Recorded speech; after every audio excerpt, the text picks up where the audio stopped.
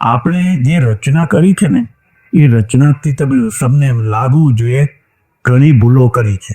તમે બધા હમ મહાન મરી જશો મહાન મહાન બોલતા બોલતા, પણ તમે સાચું નિરીક્ષણ કરો કે આપણે ક્યાં ભૂલો કરી.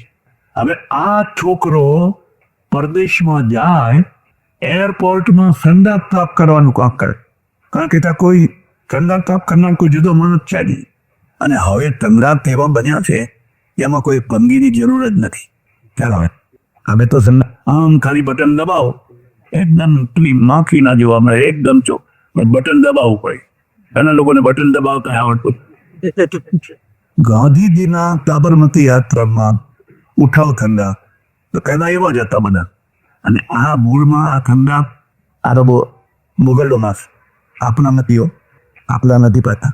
ભાગવતમાં, રામાયણમાં, મહાભારતમાં ક્યાંય બાથરૂમ ઠંડાની વાત નથી આવતી. અને આવતી હોય તો મને કહેજો, ક્યાંય નથી આવતી. બધા જનરલ ખુલ્લા જાયા, નદીમાં નાય એવી રીતે. આ મોગલો છે એ આ ઉઠાવ ઠંડા લાવેલા. તો પ્રસંગ એટલે વિષયાંતર કરીને પણ તમને કહું છું. એટલે જ્યારે એ રાજપૂતો સાથે લડાઈમાં રાજપૂતો હારે એટલે એમના આગળ વિકલ્પ મૂકે, યા તો મુસલમાન થઈ જાઓ યા પછી ઠંડા ઉપાડવાનું કામ કરો. આ ઘણાના ઘરે વાત નહીં ઉતરી. હવે જે લોકો મુસલમાન થઈ ગયા એ આજે પણ ચૌહાણ, વાઘેલા, પરમાર એવા તમે જોશો મુસલમાન થઈ ગયા પેઢી દર પેઢી. પણ જે લોકો મુસલમાન થવા તૈયાર ના થયા એ સંદાત ઉપાડતા થયા. એટલે આ હરિજનોમાં તમે જોજો વાઘેલા, પરમાર, ચૌહાણ બધી અટકો જોવા મળશે. એટલું જ નહીં થયું, વધારે વાત તમને કહું. હરિજનમાં જે ભંગી કોમ છે બહુ રૂપાળી કોમ. અને એનું કારણ છે એમાં અડધો બ્રાહ્મણ છે, એમાં અડધો અંશ બ્રાહ્મણનો છે.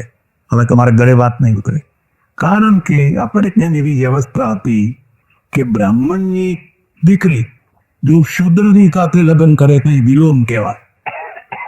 તો એને ચાંદાર બનાવવાનું. માં બ્રાહ્મણ છે અને પતિ શૂદ્ર છે, તો એનો છોકરો ચાંદાલ થાય. એને ગામ બહાર હોતાવાનું, લોઢાના ભાતરમાં જમાડવાનો, એ ફાટેલા ઉતરેલા કપડાં પહેરવાનો અને એનો પડછાયો પણ ના લેવાય. આટલો સખત પ્રતિબંધ હતો. આ રીતે કોઈ કાળમાં ભૂતકાળમાં કોઈ ભૂલ થઈ હોય કોઈ નાની મોટી અને એને આ પરિણામ ભોગવવું પડ્યું હોય એટલે હવે પેલો વંશ ઉતરી આવ્યો.